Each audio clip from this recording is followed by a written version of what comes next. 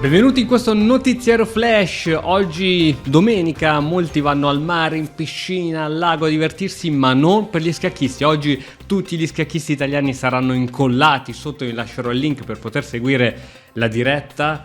L'Italia alle Olimpiadi giocherà contro la Norvegia. E chi c'è dentro la squadra del team della Norvegia? Chiaramente in prima scacchiera posizionato l'attuale campione del mondo Magnus Carlsen, che giocherà contro Daniele Vocaturo. Andiamo a vedere le rispettive squadre, i giocatori che schiereranno.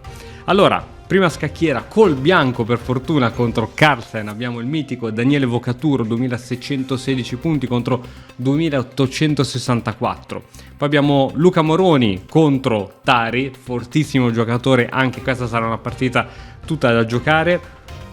Lodici Lorenzo contro Hammer John Ludwig, 2638 punti, e Sonis contro Christiansen, 2593 punti. Chissà se l'Italia farà il miracolo, ci sorprenderà.